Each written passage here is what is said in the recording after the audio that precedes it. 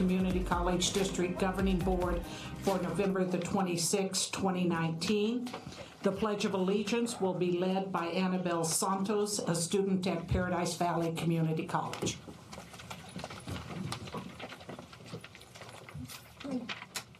I pledge allegiance to the flag, the United States of America, and to the republic for which it stands, one nation, under God, indivisible, with liberty and justice for all.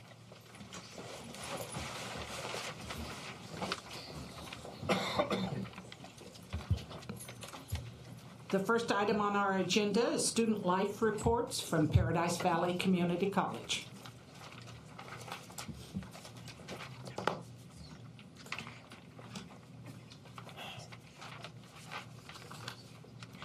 I'm waiting for my army right now. All right. Okay, testing, all right. Good evening, President Thor, members of the board, Chancellor Harper-Marinick, members of the CEC, and guests. My name is Jeremy Kennedy, Student Body President of Paradise Valley Community College. One second. On behalf of the student leaders at Paradise Valley Community College, I am proud to highlight our student efforts to create a positive social change at PVCC on campus and the surrounding community. Today you will hear about student efforts to provide educational tools to benefit K through 12 classes, support the LGBT community, and provide service projects abroad, efforts to promote sustainability, and student-led literacy festivals. At this time, I would like to introduce Whitney McKinney from Phi Theta Kappa.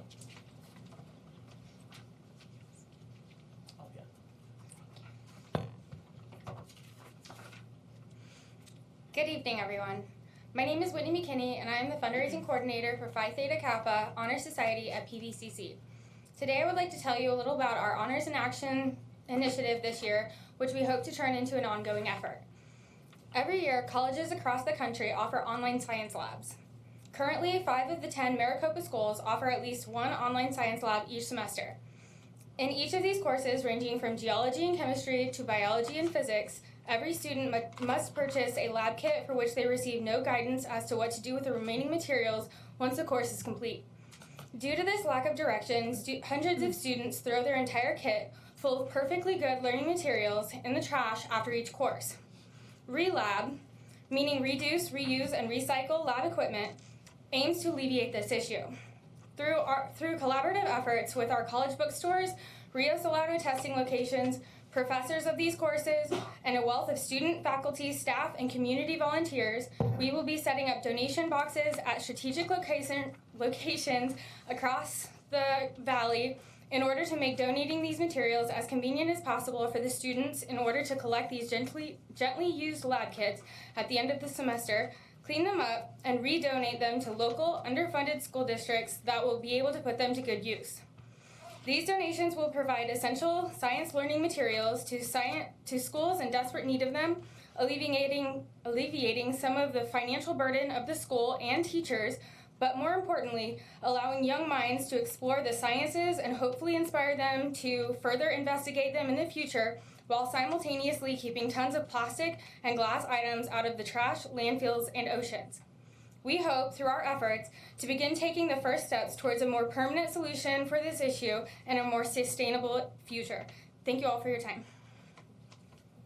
Thank you, Whitney. Now introducing Amanda McLeod.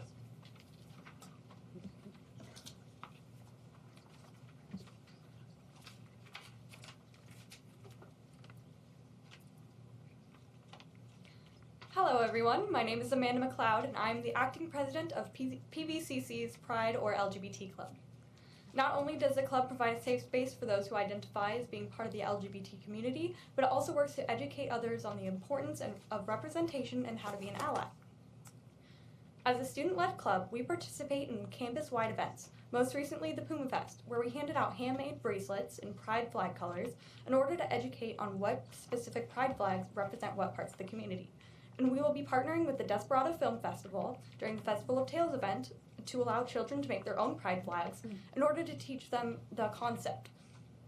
We also put together a comprehensive presentation on how to be an ally to the LGBT community and presented it to other clubs on campus as well as a public health class as part of their cultural acceptance curriculum, educating over 30 people in the process. We are even making plans to present this to other clubs and classes in the future.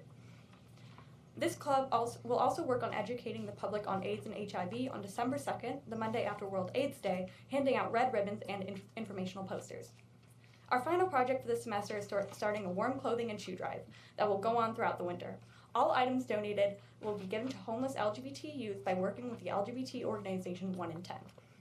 While serving as a supportive group to connect LGBT members of the community, PVCC's Pride Club also works to educate the public and help those in need. We plan to continue this trend into the next semester in order to help those in need and create community and acceptance. Thank you. Thank you, Amanda. Next, we have representatives from our Student Nurses Association. Hello, my name is Caitlin Henry, and I'm the former president of Student Nurses Association at PVCC. And I'm Madison Zeller. I'm the current president of SNA. So just to give a brief overview, SNA is a club on PVCC campus ran solely by nursing students. One of our primary goals is to provide community outreach. We participate in various volunteer opportunities throughout the semester, such as food drives and health fairs. One of the most impactful things that we have organized during our time as PVCC nursing students was a nursing mission trip to Panama this summer. In July of this year, 13 of nursing students traveled to Panama for 1 week to serve a community in need in a village called Pananome. The first day, we surveyed the village by walking door to door and assessing the family in the home for basic needs such as portable clean water. During this time, we spread the word about the clinic we were hosting in the upcoming days. Over the next few days, we set up a healthcare clinic at the local elementary school where we assessed and treated over 100 patients, ranging from 6-month-old babies to 65-year-old adults. We were shocked to see a long line of people down the street waiting for us on the first day. Everyone was so grateful when we were there. Personally, I gained so much from this experience. We were able to sharpen our nursing skills by triaging and providing assessments to sick adults and children. We definitely broadened our cultural competence and worldview by being immersed in a third world community that we normally would never have been exposed to. It was truly an eye-opening experience that I will carry with me for the rest of my life. SNA and my trip to Panama has truly made my academic experience one I will never forget. I look forward to using my skills learned from these programs as a nurse. Thank you. I'd like to personally thank those two for their service. Next, we are having Annabelle Santos speak.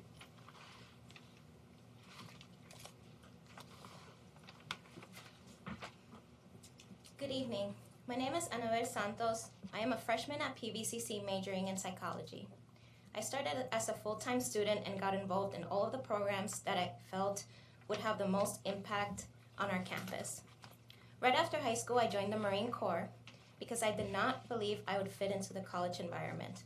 Now I am the vice president of our student government, vice president of our local chapter Phi Theta Kappa Honor Society, a member of Club Ed, and a member of the Sustainability Committee. For someone who has been out of school for such a long time, to be able to instantly be involved shows the amount of encouragement and support the PVCC campus provides its students. I've always put other priorities before my education, and now my education means everything to me. I am so proud to be part of a campus that made coming back as a student be so easy. Paradise Valley has recently implemented a sustainability program on our campus. 2 weeks ago, we held an expo on our campus with 11 vendors to educate our students and staff to learn about wildlife preservation, recycling, water usage, and other sustainable concepts. We had about 400 people attend this event to learn more about and how to get involved. Being in the Sustainability Committee has helped me facilitate collaboration between students, clubs, and faculty. The committee has mentioned ideas for spring to ensure our campus keeps its focus. In PTK, I've had the opportunity to network and partner with students who have great ideas and want to turn them into reality. Being in Club Ed has also been an amazing experience. I was given the opportunity to be a part of this year's Future Educators Conference, where we got to engage with panelists as well as going to breakout sessions to learn more. The next club event that Club Ed will have is called the Festival of Tales. It's a fun day of reading, literacy, and culture activities for children. In its 9th year at PVCC, the event brings books to life through art and storytelling and provides 8,000 free books to children who participate in these activities. Please join us on Saturday, December 7th from 9 a.m. to 2 p.m. Event registration will be located at KSC. Thank you for your support and efforts.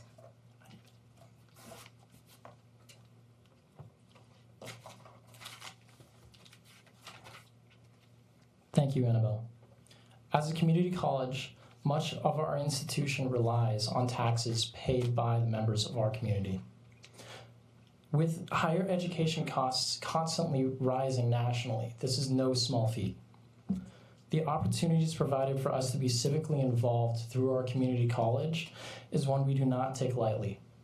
Through our countless student-led events, club activities, and community-based initiatives, Paradise Valley Community College is a place not only for scholarly pursuit, but in which instills public empathy and leadership within our graduates.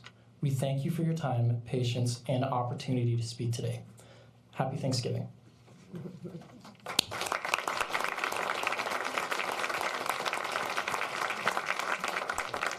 Thanks to all the students from PVCC for a most interesting report. And now we're at the Chancellor's report. Dr. Harper-Marinick. Thank you, Dr. Thor, members of the board. We have 4 presentations tonight. And we're going to start with a presentation to demonstrate how South Mountain Community College is meeting the industry needs, and in the specific case of developing a partnership in the construction industry. So I would like to ask Dr. Klein Namu, who is the Vice President of Learning for the college, Mr. Mike Brewer, and Mr. Steve Baum, who are both from Brewer Commercial Services. Please come to the podium and introduce the presentation.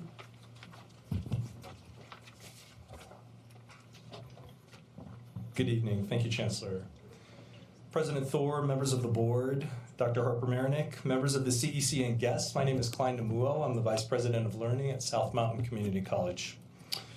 On November 5th, South Mountain, along with some of our sister colleges, was named as one of the top 150 community colleges in the country, eligible for the Aspen Institute's $1 million Aspen Prize for Community College Excellence. We've earned this recognition for the last 4 award cycles. SMCC is a proud Hispanic and minority-serving institution that has excelled for almost 40 years in serving the communities of South Phoenix. While South's focus has been on transfer and general education excellence, it became clear to me that there were opportunities to diversify our mix of programs. My academic and professional background is in cybersecurity, but in my last role at Cochise College, I served as Dean of Business and Technology and Career Technical Education. And in that role, I worked with industry partners to redesign some of our struggling programs. Together with partners at Castle and Cook, we created a new construction program, one whereby our students would build an entire house from start to finish. The first house was completed earlier this year, and the program's second cohort of students is halfway done with house number 2. About a year ago, based on a conversation with Darcy Renfro, I reached out to Mike Brewer in hopes of securing a partnership to support programs in the construction trades at South Mountain.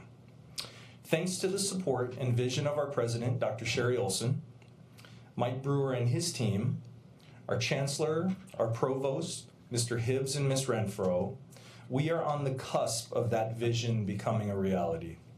The Brewer team and I are here today to share some details about the programs set to start next summer at South Mountain and how these programs will impact the construction industry throughout the valley.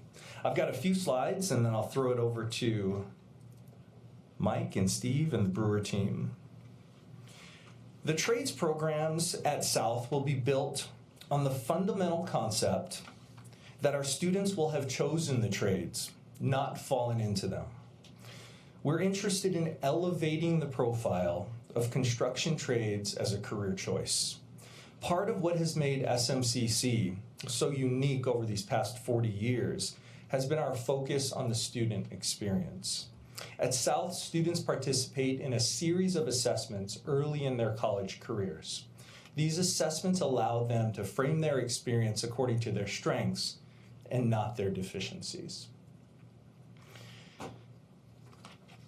One of the centerpieces of our program will include remodeling one of our existing spaces to what we are calling the Construction Trades Student Success Center, with space for technology, room for collaboration, and other supports to provide our students with a space they can call their own. As you look at the curriculum here, I'd just like to give a little bit of a shout out to the people who were involved in developing the curriculum. Bryce Bond, Rich Kuprek, Mark Wool, Michael Moyer, Ana Lopez, Daniel Johnson, a lot of people. Gail Maloney, Kathy Hawkins, Kimberly Malden, Judy Suter, Anna McWhorter, Sarah Handley, I'm almost there, Jen Fay, and finally Camille Newton. This group worked diligently to ensure that the curriculum was responsive to industry needs and satisfied our requirements as higher education institutions. We'll be hiring 3 faculty positions and other support positions in preparation for our first cohort in summer 2020. Completers of our program can expect livable wages, meaningful careers, and opportunities to revitalize communities in need. And with that, it's my pleasure to introduce Mike Brewer, founder and CEO of Brewer Companies and Benjamin Franklin Plumbing. Good evening, everybody. What a great group of kids. My 4 kids actually attended PVCC, and they're 28 years old, and they're building their own careers now. Thank you so much for having us and allowing us to speak in front of this great group. Nearly 2 years ago, I was interviewed by the Phoenix Business Journal and shared that as Arizona's largest plumbing company, I felt the construction trades had been let down by the community college system. I want to thank the Chancellor, Community College Board member Kathleen Wynn, and the leadership team at South Mountain Community College who heard my feedback and answered my challenge to become relevant to the construction trades. I've been very pleased to see Maricopa Community College, and specifically South Mountain, approach our industry with open ears and arms and ask what the college can do to help the trades. Having worked together for the past year, I'm pleased to see the direction this has taken and the openness to providing opportunities on South Mountain's campus for the local youth that may not have attended traditionally these campuses. I look forward to seeing the results of this program as it launches next year. To speak towards the process of working with South Mountain, I've invited my Vice President of Construction, Steve Baum, to share his experience working with Klein. Thank you.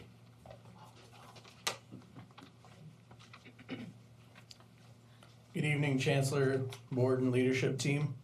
My father started off as a framer and has been a general contractor for the last 23 years. And that's why he urged me to attend college and university and avoid the construction industry altogether. I've now been in the construction industry for 20 years. You can see that I'm a good listener. In the past 2 decades, I've learned that a legacy can be defined in any environment with a strong work ethic and dedication. And I'm proud to say that I'm in construction. In fact, I'm blessed and proud to be involved as a leader and plan to do everything that I can do to make the trade stronger. My career started with a national home builder as a detail specialist, assistant superintendent, and superintendent. I then moved to another national home builder as a superintendent, area manager, serving the last 3 years as the director of construction before joining the Brewer Companies as vice president of construction in February. When Mike Brewer told me that there was an opportunity for development of construction courses at South Mountain Community College, I was thrilled. With my previous experience on the builder side of the industry, I knew exactly who to contact and align with. And so I reached out to leaders in carpentry and electrical. I reached out to Chuck Haskins, owner of Haskins Electric, and Mike McCreary, president of 3G Construction. Each of these individuals and their respective teams share the same passion as all of us at Brewer Companies. Our goal is to develop and introduce new top talent into our industry. We immediately engaged with President Olson and the entire SMCC team. From the outset, they were committed to designing a program around our needs. This included curriculum input and review, and ensuring it properly addressed the labor development needed for the industry. We've also been able to spend time reviewing the potential use of existing buildings on campus and have started to connect with manufacturers for participation in both materials and tools. The offering that President Olson and the SMCC team have put together for students is in alignment with the numerous job openings within the construction industry today and the foreseeable future. We are excited to continue this journey with the South Mountain Community College team, identifying the correct faculty, recruiting students, and collaborating to ensure that every student is provided an opportunity for an interview upon successful completion of the program. Thank you for the support of the construction trades, and thank you for their time this evening. Thank you very much.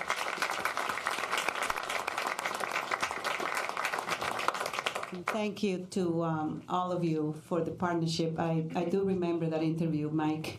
I think I was sitting right next to you, right? So, not very happy with their comments. So I am glad that we're moving forward and developing a good partnership, and we appreciate your support. Well, Thank you.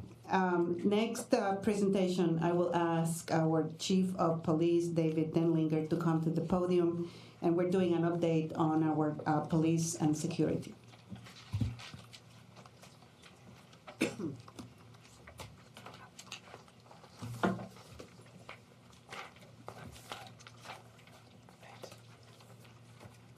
All right, President Thor, members of the board, Chancellor CEC, thank you for the opportunity to talk about some updates in the police department that many of you helped build. We couldn't have done it without your direction and all of your support. We wanted to give some updates on what's going on and then talk about, with the holiday season coming, some of the community and charity work that we do. We were centralized in 2012. Prior to that, all the colleges had their own public safety outfit. We've been able to recruit an enormous amount of talent in our agency. Right now we have 69 sworn police officers with almost 2,000 years of experience. So you don't get that in your average corner when you call the police on any other department. So our average is 28 years. We've got SWAT team members. We actually have 6 bomb disposal officers. Not that we employ them for that, but if we have any unusual occurrence, we've got the expertise. We've got mental health counseling and crisis background, school resource officer, and community policing. So this has been an amazing place for me to work that's exceeded my expectations. And then our training instructor pool. I was the training commander at my former agency. The talent that we've hired rivals any training I've had anywhere. So it's been a pleasure to be involved. A little bit of statistics. We actually get over 26,000 phone calls a year in our communications center. We are a very safe college system.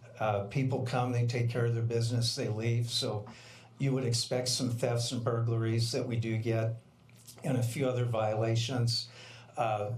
Once we built the police department to where we're functioning very well, kind of our newest wave now is we're beginning to do crime analysis. And we're going to start looking at trend analysis to see what preventive measures we can take and what public education we can take, and then work with risk management for maybe preventive opportunities as well. So that way we can add value for the investment that you've made.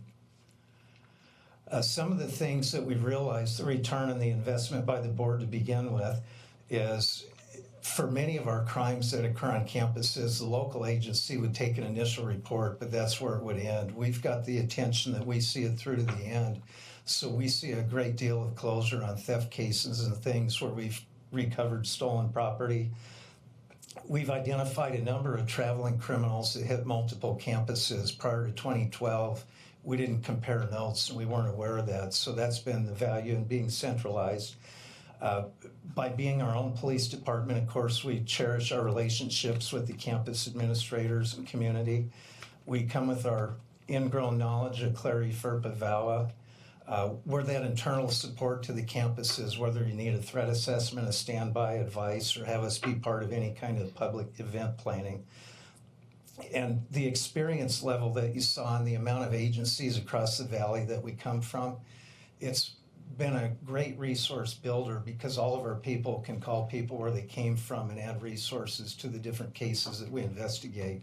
So we've got a great kinship out in the valley that gives us all kinds of support.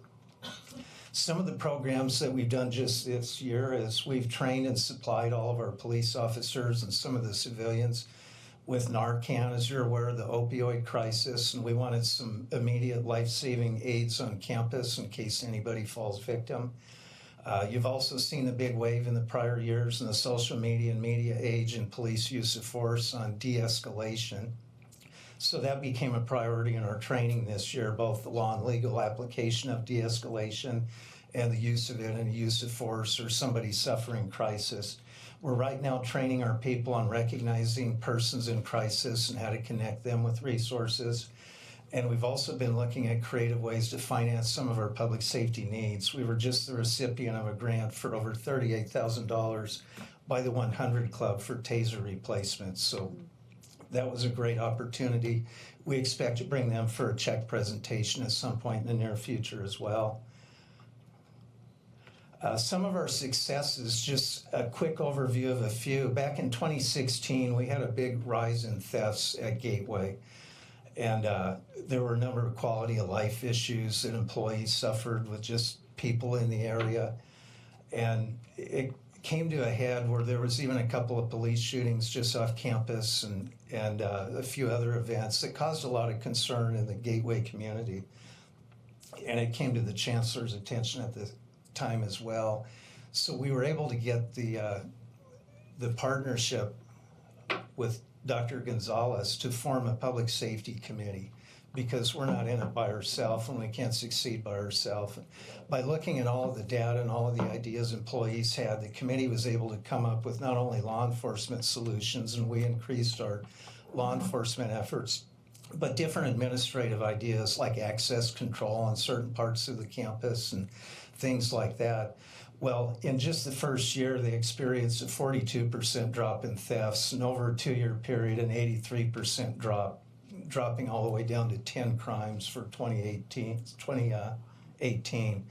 So for that, the Public Safety Committee was recognized as one of the nation's top safety programs for 2017 at the National Campus Safety Summit. And again, we don't do that alone. Without you, this wouldn't have ever occurred either. We had a recent case where 2 campuses were hit within a week for about $21,000 worth of golf cart batteries. We were able to circulate a bulletin valley-wide showing the suspect vehicle, and within hours, the Scottsdale Police Department caught them in the act again. So we recovered half of our property. Again, that's the value of having our own police department and, you know, real professionals that came with the skill set to be able to do that.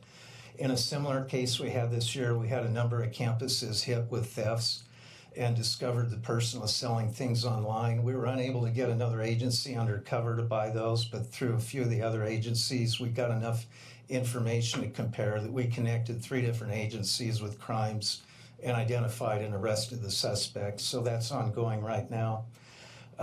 During the 2016 case at Gateway, we had a repeat offender that was causing a lot of our crime. You always hear the thing that 80% of issues are caused by 20% of the people.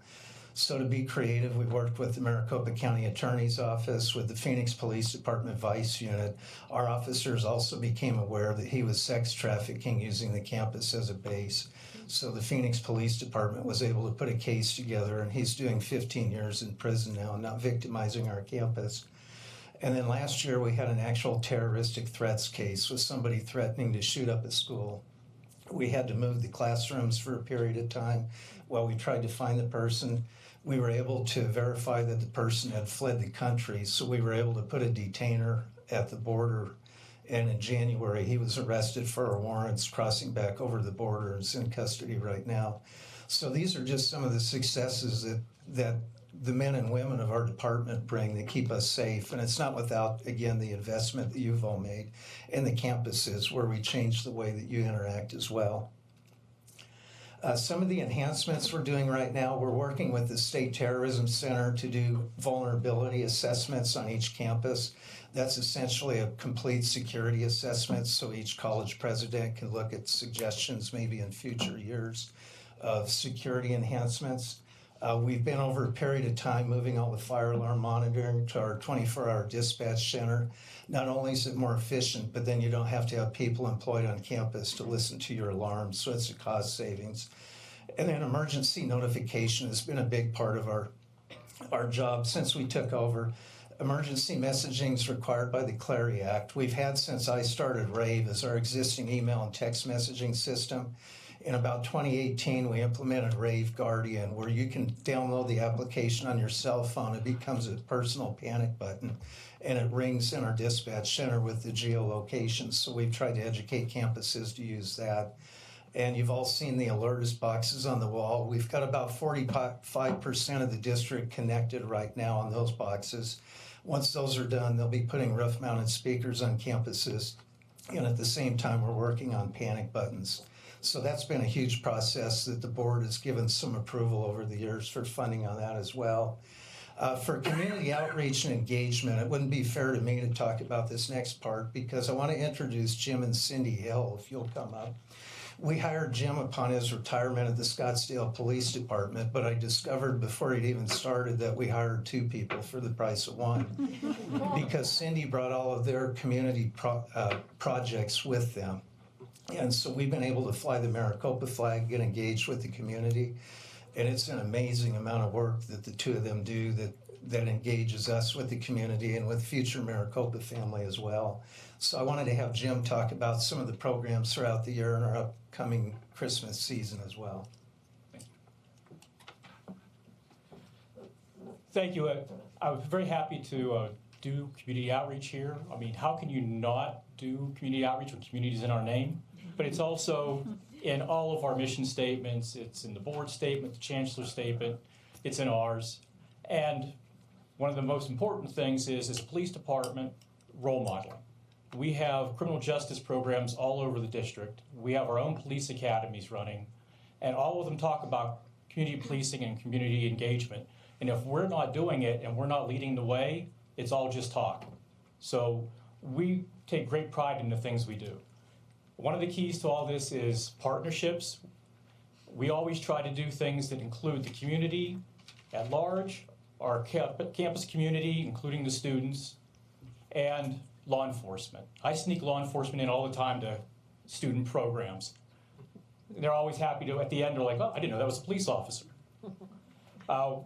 We do partnerships with GCU, ASU, EVIC, Franklin Police and Fire. We work with various nonprofits throughout the valley. AZ Leos is the one we work the most with because that's the one Cindy and I came up with when I was considering retirement. We said, well, we want to keep doing community policing regardless of what the future holds. And AZ Leo stands for Arizona Law Enforcement Outreach and Support. It's all volunteer, nobody gets paid. Any money that comes in goes right back out to the programs. So we set that up to help police departments in this time when budgets get cut. For community policing, that's the last thing that ever gets funded. So we set this up as a way to bring the community, those law enforcement groups together and do that. One of our, I'm going to take you chronologically through our year. We started off with Battle of the Badges. This is a program where we were raising money for a couple injured officers throughout the valley. We do this every year. This year was a Tempe police officer. She was shot twice while serving an order of protection. It still has nerve damage in her arm.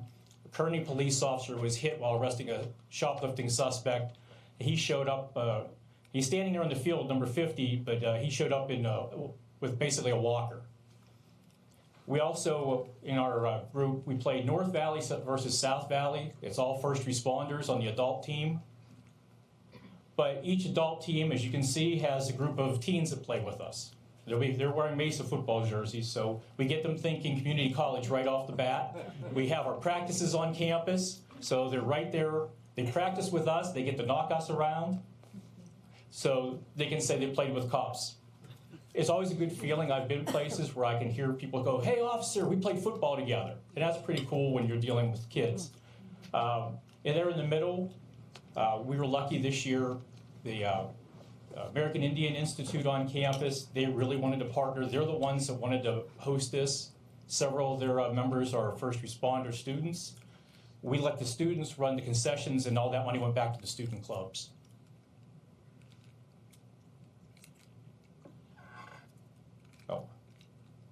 I'd be remiss if I didn't mention, we also started doing scholarships this year as part of our fundraising. The scholarships went to criminal justice students at MCC since they were the host campus. We were able to give out 4 scholarships to our criminal justice students for $250 each. We hope to expand that every year and build on this program. Every year we look for something new to add. Next endeavor we do, our department has hosted the Arizona Black Law Enforcement Employees Yearly Conference for the last 2 years at MCC. This conference is for everybody. Myself and Cindy have also been members of ABLE for probably 15 years now.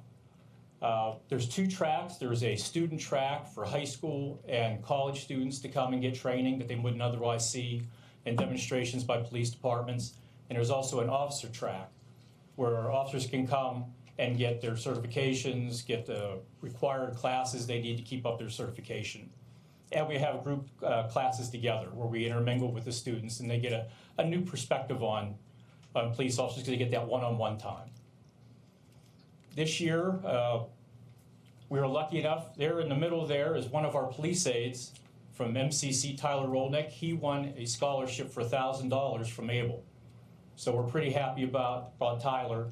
And Tyler was also one of our recipients of Battle of the Badges, so he's focused on his career. We also participated in Backpack to School program where needy kids are given a backpack full of school supplies and a $20 gift card for new shoes, because who doesn't want new shoes to start off the school year? With this one, we worked with various agencies. If you can see on the left, that's down at Frank Elementary, which is right across the street in Guadalupe from our South Mountain satellite campus. But we were down there with the Tempe Police Department and the Sheriff's Office. We did the entire first grade class at Frank Elementary. Rio Salado College, the dental clinic there, they gave us baggies of dental supplies to put in all the backpacks. So again, we're able to loop in the other aspects of the college and show that broad depth we have here at the Community College District. Since 2015, we've done over 1,700 backpacks through our department, and we've worked with 15 other agencies to make it happen. And coming up, I'm going to get rained out, but I'm still playing.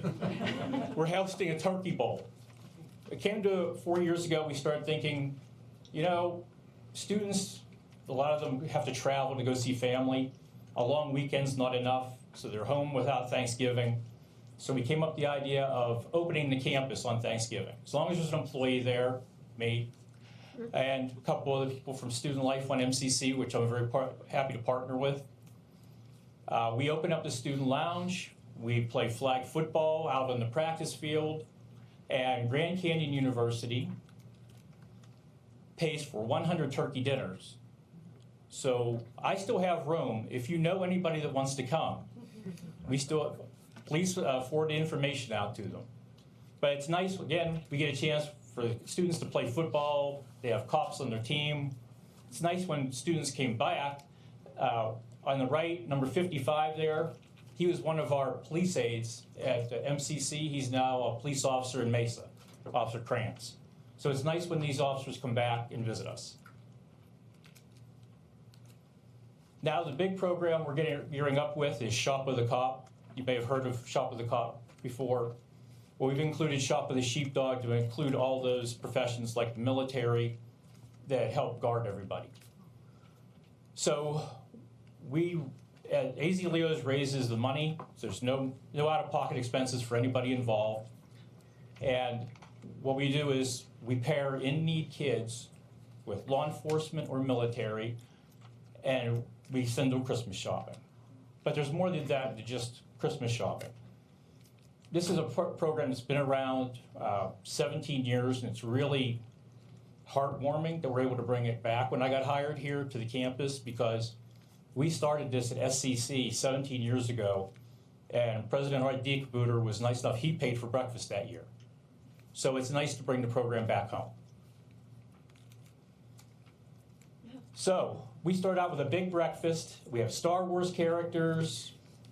We had a Miss Native MCC in her court and a Miss SCC Native in her court come out, and they help announce prizes for the kids. Santa shows up. We have Disney princesses, fake snow, and that's just at the breakfast. And then from there, they take a lighted escort. The kids go Christmas shopping. They're still paired up with their law enforcement or military officer, and they're allotted $100 to spend any way they want. And the heartwarming thing about these kids is they spend money on the rest of their family. Most of these kids are out shopping for others than themselves, and sometimes the officer has to nudge them and say, you sure you don't want to get something for yourself? We also wrap the presents when we're done. So I've got a lot of wrappers that come out with a W and come out and help us at all the events. It's a challenge because this year we're going to have 200 kids at the SCC event, 250 at MCC. We'll do another 60 teens at a mall event. So we've got quite a lot of kids ahead of us. Future programs that we're looking for, book them. It was a reading program. Until they tore down Fiesta Mall, I was doing it there. So if you have a spot you'd like us to do, the goal is to get preschoolers, because I like the preschoolers because, the older kids kind of push them out of the way, but the preschoolers, get them used to seeing the police uniform in a good way. Too many times kids see the uniform only in bad situations. This time they get to sit down, we read books. At the end of it, they get a free book to take home, they pick it out, and keep it. So we get them hooked on reading, we enjoying the stories, and we get to go out and have these parents also see us, hey, as a community college district, we're concerned about your kids, we want to help educate them. So we're always making those extra connections. Gang out and sex trafficking. I spent 8 years as a gang detective, so gang out is kind of close to me. We're looking for ways to help people get out of a gang.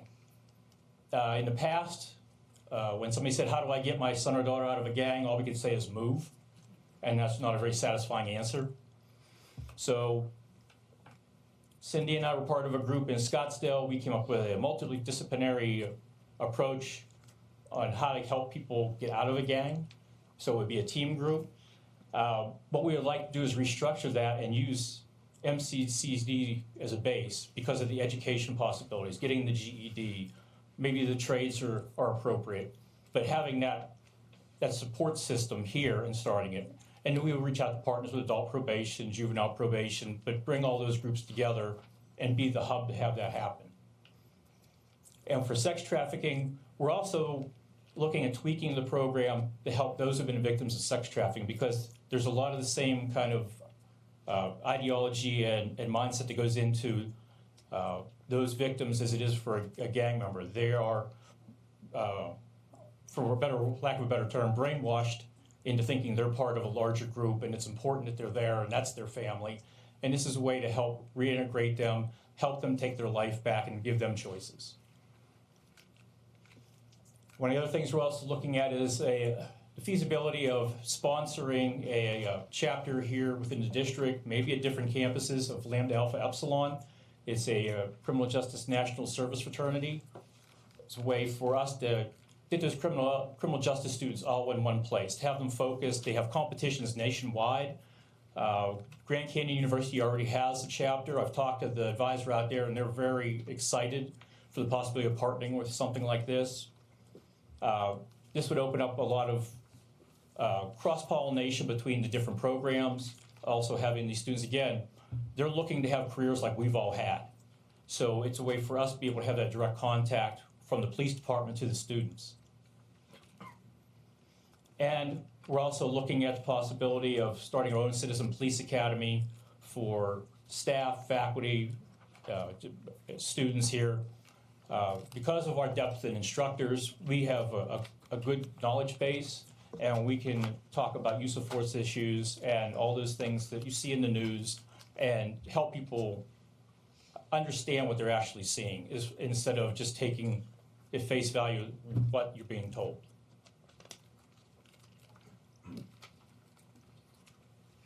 And this concludes our presentation. Again, we couldn't have built what we have without the direction and decision-making by the board, the chancellor, and all of you at the campuses. So we knew in 2012 it wouldn't be overnight, but it's gotten to the point we've got great people. It's fun to come to work, and it's because of you too. Thank you.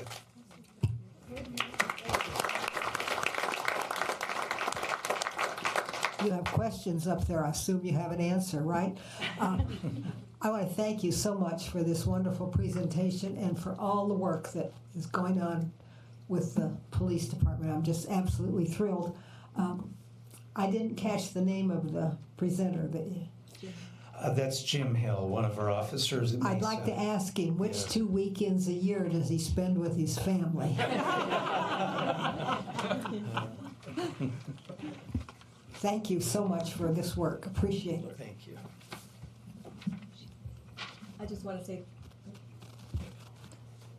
say thank you also. I have had the opportunity to work with your department, and it's really wonderful with all the things that our students are dealing with, that safety isn't one of them, and that's because of the work that you guys do. So please keep up the good work and keep bringing your great ideas to us. It's wonderful. Happy Thanksgiving.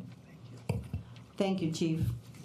Next presentation. I have another I'm question. sorry, Mrs. McGrath. I have a question for South Mountain. I wrote down Klein and I wrote down Abduel. I don't know if I have the last name anywhere close to what I heard. But you mentioned that you already built a home. How did you procure the lot? And with what funds did you use to get that money to buy that lot? Sure, Dr. Thor, Ms. McGrath. That was actually done in Cochise County. Our initial plan, and I did this with Cochise College, I can certainly see us participating in something very similar here. And the way we kind of worked it down there is we initially planned to work with Habitat for Humanity. Habitat for Humanity wasn't able to come through for us, so we ended up working with the Cochise College Foundation and partnered with Castle and Cook Builders to get it done. How did you buy the lot? So, great question, Ms. McGrath. We had an arrangement with the city of Sierra Vista. So they went through some revitalization, and they ended up taking over a number of lots. So the city of Phoenix is experiencing much of the same thing. So if you take a quick peek at one of my slides here, in the lower right-hand corner, Habitat for Humanity is working with the city of Phoenix. And they're actually taking over about 30 or 31 lots and building homes, Habitat is, along with the city of Phoenix. And so that's what happened in Sierra Vista as well. The city took over some lots, and then they were able to transfer those lots to the College Foundation. Are those lots in the neighborhood that are immediately west of the airport? So you'll have to forgive me, Ms. McGrath, because I'm still relatively new. We're glad Phoenix. to have you. Thank you for showing up that. up here. I appreciate that very much. I'd have to get back to you on that one. We've been in conversations with representatives at Habitat for Humanity. One of the statements I made in my remarks was that students would be involved in revitalization efforts. We've arranged a series of meetings with Habitat for Humanity Central Arizona, and they're very interested in our students being involved in this work. And not just the home builds, but they've got 80 or so what they call critical home repair projects, whereby volunteers come in and actually repair existing structures, so as opposed to building from the ground up. Thank you. Sounds like You're welcome. a wonderful program. Next presentation, I will ask President Greg Peterson to make that introduction. President Thor, members of the board, Chancellor Harper-Meredith, CEC colleagues, guests, if I might invite our team to come forward as we celebrate an award we received, led by Brad Kendricks, our Interim Executive Vice President of Administrative Services. I'm just glad I didn't knock it down. President Thor, board members, Dr. Harper-Meredith, and CEC.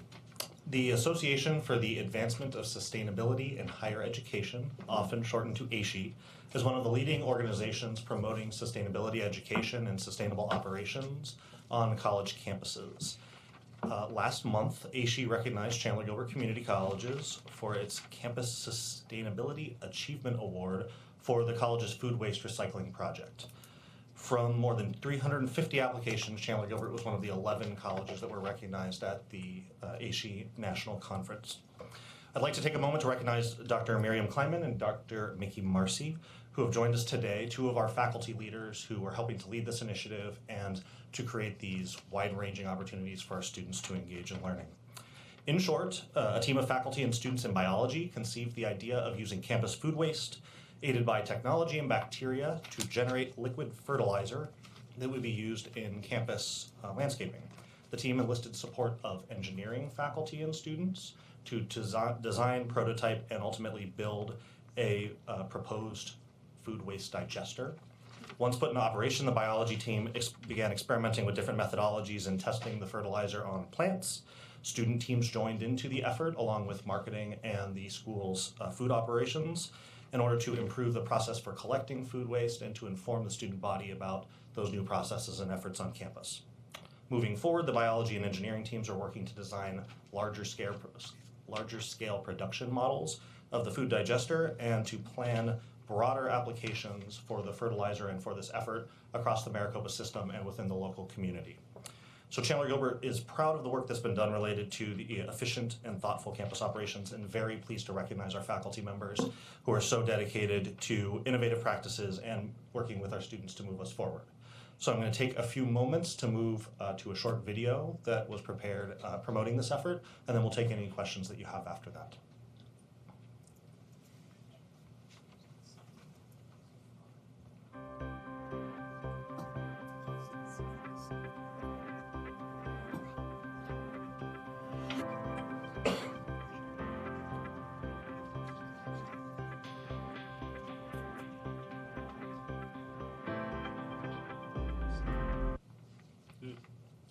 That's what I get for touching it.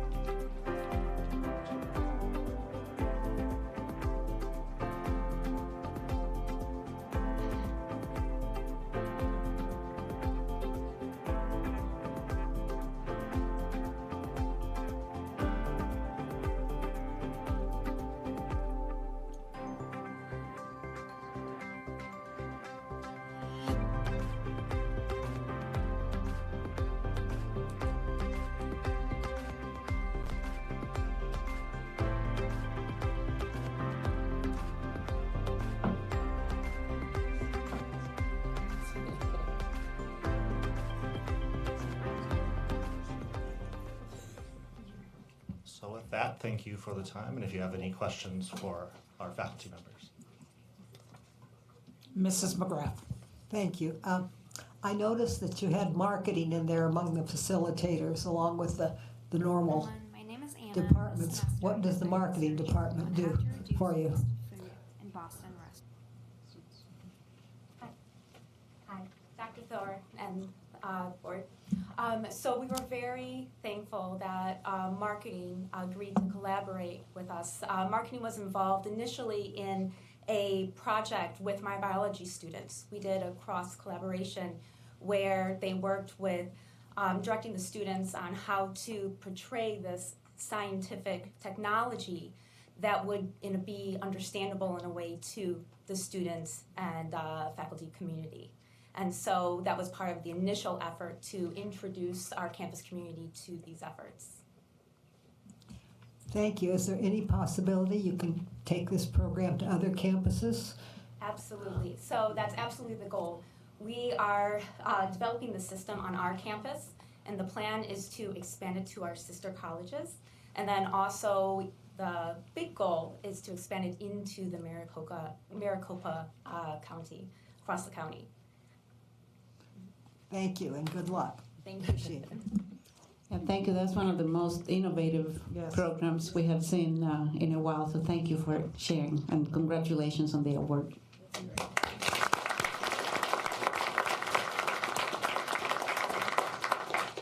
And we have one last presentation, and it is continuing on the updates on transformation. And tonight we have Bettina Celis and her team speaking about prior learning assessment and transfer credit services.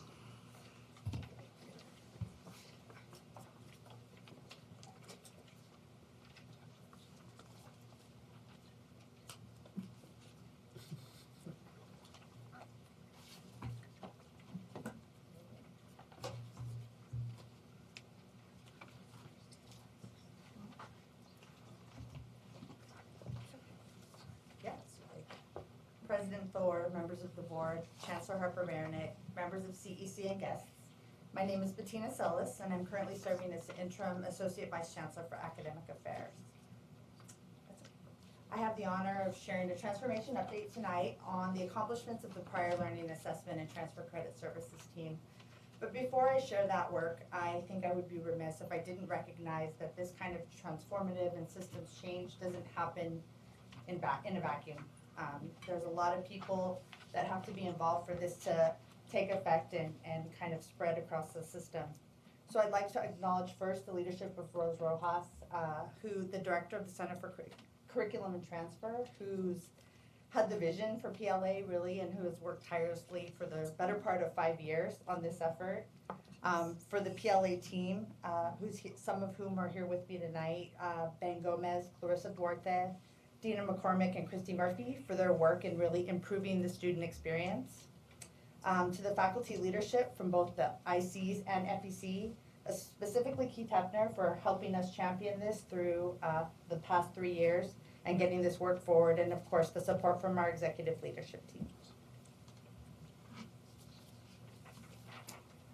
So what's PLA? Sure. What's PLA? For purposes of today's conversation, it's the evaluation of verifiable learning gained. So it's anything beyond traditional coursework in a classroom. This looks like standardized exams, military credit, industry credentials, clock hours, articulated credit from workforce training. And I know you've seen this graphic before, but just to kind of reinforce, where does PLA land in this lost momentum? It's really on connection and entry. It's what the student brings with them here when they come to Maricopa, and then it's really what helps them progress and complete. So I think before I talk about our goals, I'll talk just for a second about why we would do this. Why would we change?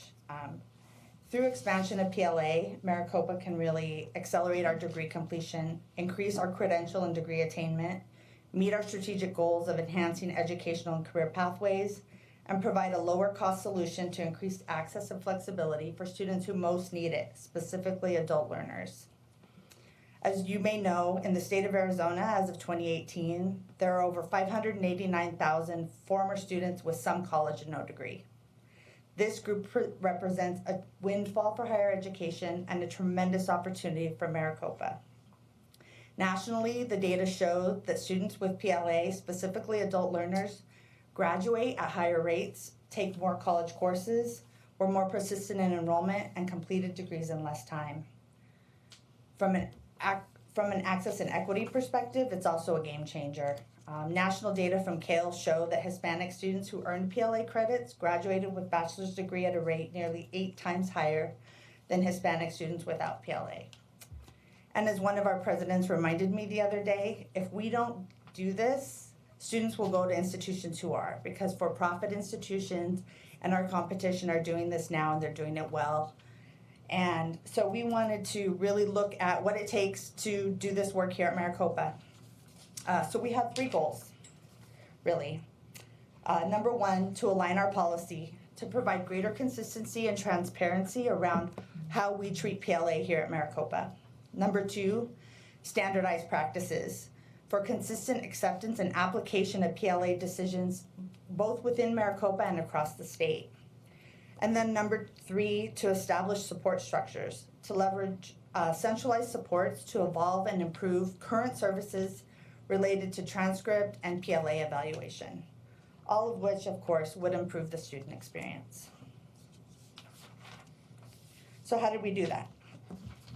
Number 1, we started with improving the student experience related to transcript evaluation. We're going to start at the beginning, right? When a student comes to us, we focused on student-facing processes needed to move through the admissions and enrollment processes. We raised awareness with students about the opportunities afforded to them through use of PLA. Simultaneously, we worked with college offices, registrar's office, admissions and records, enrollment services, who support these functions to really standardize the practice around how we receive these credits, the process that we use to connect with faculty on evaluation decisions, and then to ensure that that kind of continuous improvement cycle is happening to create efficiencies within those service areas. The second body of work was around reviewing policies and establishing standard processes for expansion of PLA.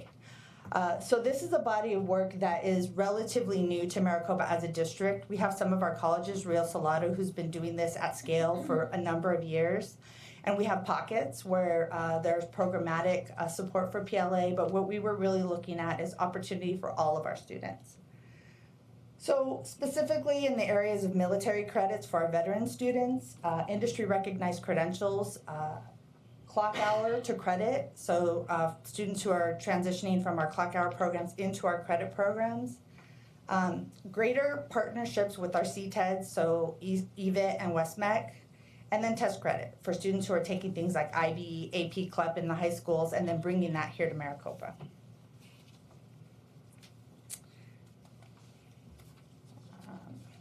So I think in this space, where we really made the accomplishments are in the evaluation and updating of our policies. Some of these policies had not been updated in over 10 to 15 years. So we expanded those to more accurately reflect our student population and to better support completion. I think of special interest is the work that we did related to military credit, industry credentials, workforce training, collaborating with the faculty in these areas as well as the pathway mapping team. We really looked at creating the structures to allow that coursework to be brought in. So a student who's bringing an industry credential in can be evaluated, posted to their Maricopa record, and that coursework can apply directly to a degree and certificate, accelerating their time to completion and giving them some return on their prior investment. And then the last thing, and this is probably the least glamorous part of it all, but it's kind of everything behind the curtain, which is expanding the rules for the coursework and really establishing staff resources. Whenever we start to take on a new effort, we need to look at what we're doing currently and evaluate how well we're doing those services, look for opportunities to improve that, and then as we introduce new processes, really create the resources for our staff to feel comfortable doing that work directly with our students. So what did we do here? We created dedicated support through a team of 6 employees, 2 of which are here with me tonight, whose primary role was expansion of these evaluation decisions, working with faculty, managing the workflow, being dedicated support to the colleges. These continuous improvement processes really benefit enrollment services teams because it frees up the people at the colleges to work directly with the students. They're not as consumed with creating the rules and figuring out the processes and figuring out the structures that we need to kind of sustain this long term. And for students, it decreases the amount of time it takes. So if you have a body of rules, and I'll pick on one detail that I'm very proud of. So I have 2 of my employees who dedicated 95% of their time in 10 months, and they built nearly 10,000 equivalencies. That's, when you think about the impact on students, those are individual courses from transcripts that somebody brought in. Every single one of those evaluations is a student. There's students behind this who are waiting for decisions that can influence what they enroll, how much progress they're making on their program. And so kind of from the same time frame when we didn't have that team, we had one person who was dedicated to it, and they were able to do 400. So I think as we have people whose primary role it is to do this work, you begin to establish an economy of kind of scale and efficiency in those areas. And before I end, I will just kind of share a little bit about what's next. So I think there's a lot of interest. The more work we started, we had some recent meetings. We're collaborating very closely with our friends in business and workforce. We had a conversation about apprenticeships and how apprenticeships might come through this and be directly applied to some of our degree and certificate pathways. So we're really excited about that. We're also, Ben and Clarissa are also doing some preliminary work with with EVIT on some of their programs, programmatic articulations coming into some of our existing programs. So we're looking forward to kind of learning more and creating more opportunities for our students and continuing to support the colleges and the great work they do. And now with that, I'll open it up to any questions you might have. Mrs. McGrath. Thank you, Dr. Thor. You mentioned enrollment. I still hear lots of complaints from students about how difficult it is to enroll in our system. What are you doing to make enrollment a problem-free, easy process? President Thor, Mrs. McGrath, I think specific to this process, what we are trying to do is make it faster. So once a student completes an admission application, there's probably 3 steps. You apply for admissions, and then you enroll. And students who come to us with prior learning or other type of post-secondary credits, they need to have their transcripts evaluated so they don't repeat coursework. This body of work is specifically focused on that area. But at the same time, we're also looking at working with our partners in ITS and with the colleges on improvements on making it more student-friendly, in making the application and enrollment process easier and more step-by-step. I think more in line with what students expect when they go online with an app or online on their computer and try to complete a transaction. So we're continually evaluating that as we're in the process right now of a feedback cycle, hopefully to have some improvements in place by the time we open registration in March. What are you doing for it right now? You keep saying you're planning on this and planning on that, and the students I talk to have a terrible time enrolling. What changes have you made? So specific to this process or to the enrollment process? To the enrollment process. Okay, so that body of work, I think we make continuous improvements too. So most recently, I think the biggest change we made, I know at the earlier board meeting, board member Narini spoke to the changes we made to dual enrollment. So we created a dual enrollment application that's part of the enrollment and admissions flow that is specific to dual enrollment. We're trying to kind of clarify the paths that students are coming on to ensure that they know. So that work happens, that work just happened in the last 3 months to create that application. I think we're trying to raise awareness with students on the steps that they actually have to complete. But again, I think every student is so different, and I'm sorry that I don't have a more eloquent answer for you. But I think it's very situational, dependent on the student. I think 9 times out of 10, if the student is brand new, doesn't have any coursework, the process is very easy for them, especially if they're connected with one of our student affairs professionals who can help kind of guide them in the first interactions. But I would like to ask that you rest assured that we're continually evaluating it, because that's feedback we receive regularly about the challenges that students experience with the enrollment. Mr. Saar. This is great, first of all. It's been a long time coming, and I know it's not a quick process, and to get 1,000 credentials through is amazing. In your work with EVIT, as an example, if you find that a particular program at EVIT is almost there when it comes to meeting our qualifications for a certificate or a credit, is there a consultation that goes on to maybe give EVIT a chance to add to their curriculum so that the two finally come together and and those just shy of meeting those credentials can meet them? So I think it's very situational, and Ben and Clarissa have been doing that analysis. So we received, in collaboration, I think, with Workforce, a listing of all the current programmatic offerings, and really tried to align them to our existing certificate and credential options, and looked at the coursework. And in these conversations, they've been connecting with college program directors who give a lot of reasons why.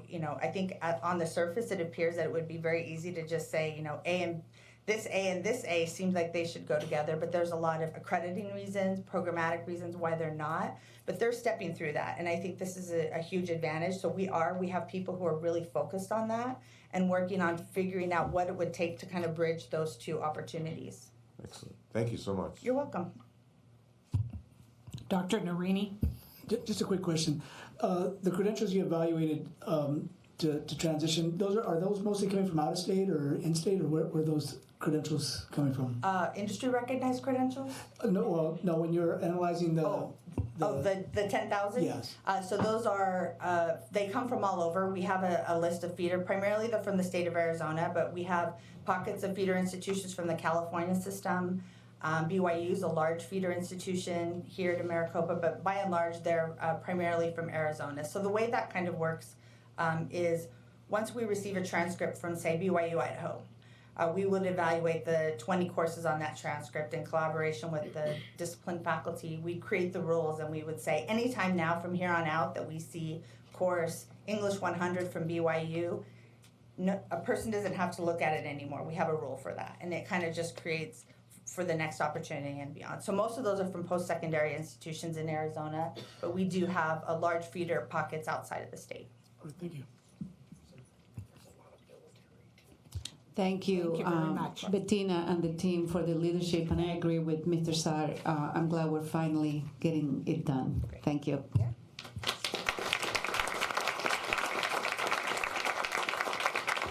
Those are all my presentation. Thank you, Dr. Thor. Well, thank you. Those were all very, very interesting and all good news. We're now at Citizens Interim. This is an opportunity for members of the public to address the governing board about items that are not on the agenda for discussion today. In compliance with the open meeting law, the governing board will neither discuss nor take action on issues raised during this portion of the agenda. Each speaker is asked to limit their comments to 3 minutes. We have one request, Michelle Miranda Thorstad.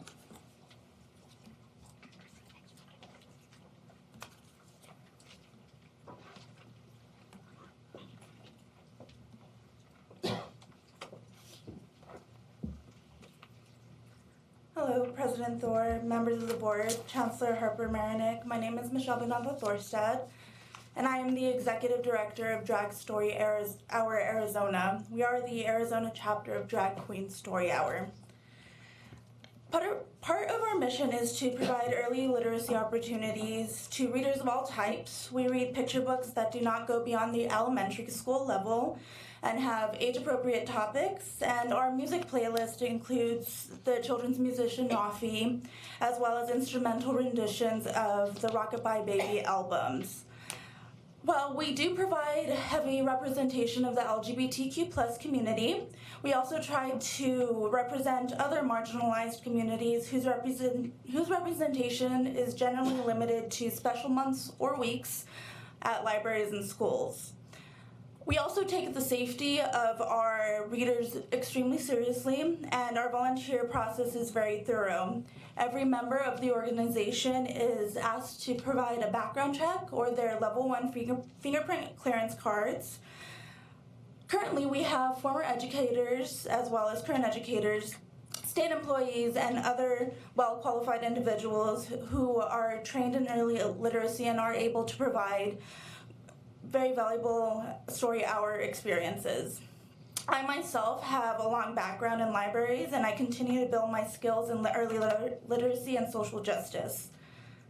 Drag Queen Story Hours provide safe spaces for people to come and not be judged based on their gender, sexuality, or family types.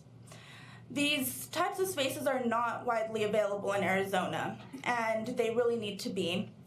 Drag Story Hour Arizona aims to provide these safe spaces through early literacy, and we will continue to provide them as long as needed. And I hope in this upcoming year we can take part in the Maricopa County Community College system. Thank you so much. Thank you. We are now at the consideration of the consent agenda. All items with an asterisk are consent matters unless they are removed from the consent agenda at this time. Do any board members or the chancellor wish to remove any items from the consent agenda? Seeing none, I'll entertain a motion and a second to approve the consent agenda. So moved. Second.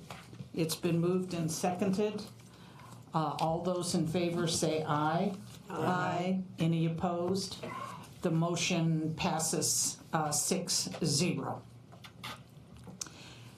We are now at non-consent items 12.1.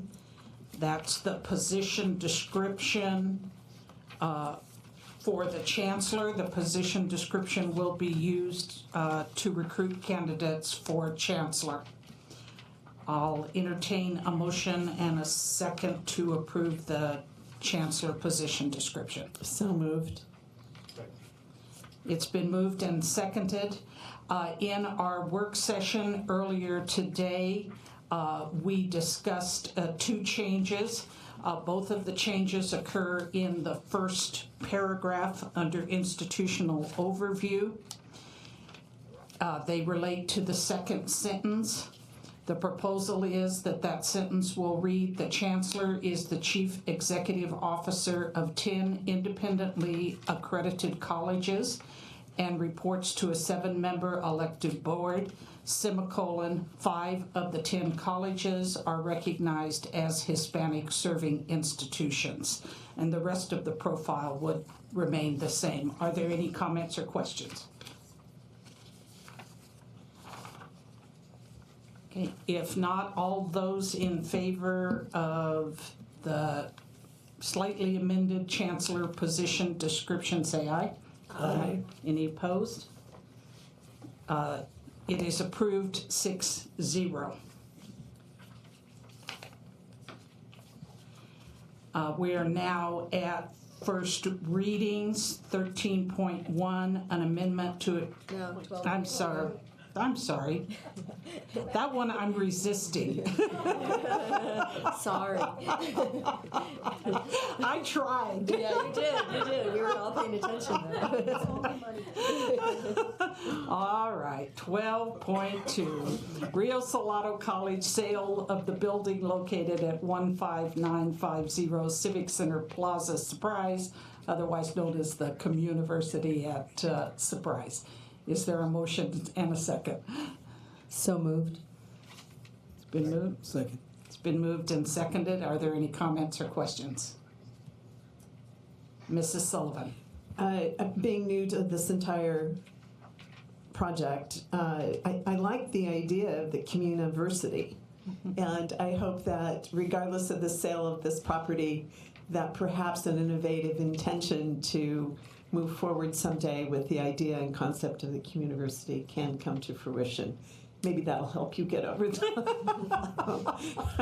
But anyway, it seemed very inspiring and certainly must have been disappointing not to see it come to fruition. But there's always new opportunities in next year. Thank you. I do feel better. Any other questions or comments? All those in favor say aye. Aye. Any opposed? It passes 6-0. Now we are at first readings, 13.1, Amendment to Administrative Regulations 6.20, Whistleblower Protection. Are there any comments or questions? If not, this will be back at our December 10th meeting for action. We're now at information items and monitoring reports, 14.1, employments and separations. Any comments or questions? Seeing none. 15.1, the budget analysis report for Fund 1 for the 12 months ending June 30th, 2019. Comments or questions? the burn report for the 4 months ending October 31st, 2019. Comments or questions? We're now at community linkage, governing board reports. Dr. Narini? Well, it's just been a couple of weeks since we were here last, right? Yeah, I was excited to be a part of the Jessica McDonald Day at Phoenix College today. Jessica McDonald was one of the members of the U.S. women's soccer team that won the World Cup. And it was really exciting to be there. Also, I want to thank South Mountain PTK for inviting me to be part of their induction ceremony this year. The more I learn about PTK, the more impressed I am with the students and with the organization. Thank you. Mrs. Sullivan. Well, first of all, it's Thanksgiving. And the first thing that comes to mind is to say thank you to all of you for your hard work. As I was listening to all of the presentations brought to us by our chancellor, it was hard not to be moved by so many of the comments and the stories and the programs. And I particularly want to call out the police department and all of the community outreach they're doing for so many students and families in our area. It's really touching at this time of year. As far as food waste, God forbid, I don't know what that green stuff was, but maybe we should all become involved in what that is so we can be more sustainable. And particularly was impressed also with the transformation presentation. I think the whole context of what is going on with PLA is going to be vitally important as we begin to generate a bigger profile in our county, particularly over the workforce development, economic development work that is so imperative, not only for this community college system to lead, but also for people who want to take advantage of opportunities. So thank you for that contribution, and also thank you for all of you who are working in that. And last, I just want to say how grateful I am to all of you. This is a time of real reflection for me, sometimes more than the December holidays, because we have so much richness in our lives, and we do have a lot here. That does not mean there's never opportunity, and there's never opportunity for growth, and that there aren't challenges. But reflecting on what I've heard over the last year, and particularly, and even tonight, just grateful. So thank you for letting me be part of it, and happy Thanksgiving to all my colleagues and to all of you. Thank you, Mrs. Nguyen. The most fun thing I got to do the last 2 weeks was fly a drone. So I want to say thank you to Chandler Gilbert. I didn't crash it, and it was wonderful. But at a deeper level, it's exciting to see our community colleges doing things that are innovative and cutting edge. And I wrote down reduced transcript evaluation from 2 months to 1 week. So you guys kind of buried the headline there, but that's pretty dang impressive. I don't care who you are, that you've gotten so efficient and with what you're doing. And 10,000 of anything is pretty damn great. So excuse my language. I also, as we go through all these reports and evaluations, and as we voted tonight on the chancellor evaluation, this college is in really great shape. And so we're going to be turning over this college to someone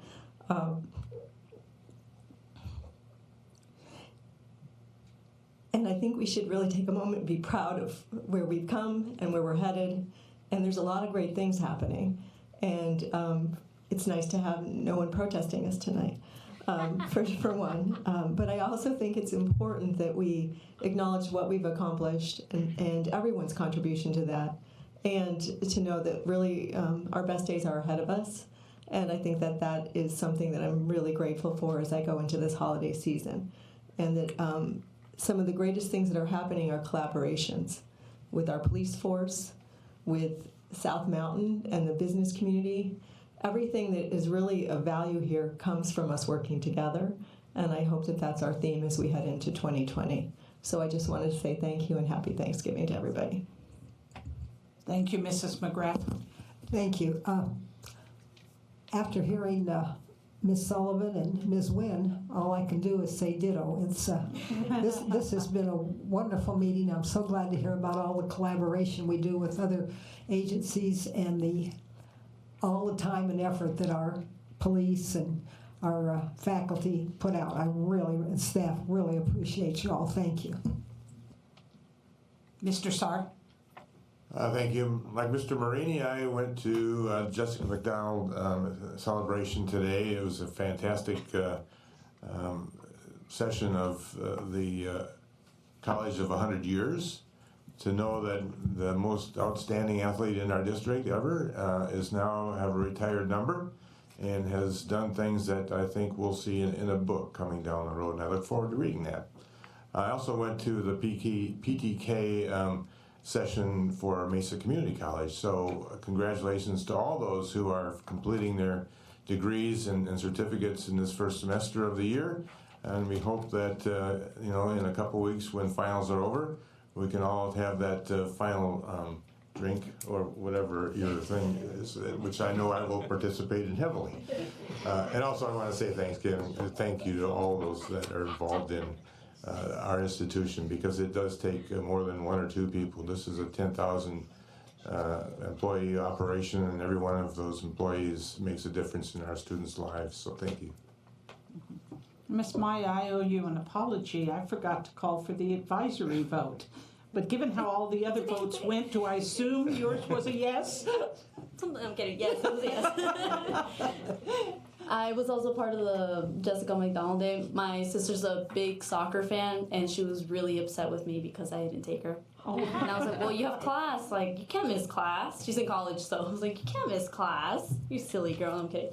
Anyways, I'm incredibly proud to be part of the Maricopa Community College District, all the opportunities that were given to me, and I'm very grateful to be sitting here on the board. I'm also very proud to be hearing about all these people doing all these different projects. It's really exciting. I sit here, I'm like, wow, like this is great. Like I have no words to express how proud I am to be part of this district and to hear about all these different colleges doing all these great things, like the Chandler Gilbert. I was like, wow, like how can I join? Like how can I be part of that? But anyways, thank you so much for this opportunity, and hope you guys have a great Thanksgiving. Thank you. Last Wednesday, we had the first meeting of the Chancellor's Search Committee, and we had 20 of the 22 members attend, and I was particularly delighted that all of the community representatives were there. This was our organizational meeting, and we dealt with the regulatory aspects of the open meeting law and confidentiality agreements, reviewed the how the search process will proceed, agreed to a timeline. All the members were given the draft position profiled and given an opportunity to provide comments that were incorporated into what the board adopted tonight, and we are forming a subcommittee to recommend questions that will be used at the interview. At this point, the process turns over to the executive search firm, who will recruit between now and the middle of February, and then the search committee will begin the review of applications beginning in about first week of March. Besides also wishing everyone a very happy Thanksgiving, we want to offer best wishes and good luck to Gateway Community College, who has its accreditation visit next week. And we will all be there to support you on Monday night. Our next meeting is December the 10th at 6:30 here in the governing board room. With that, our meeting is adjourned.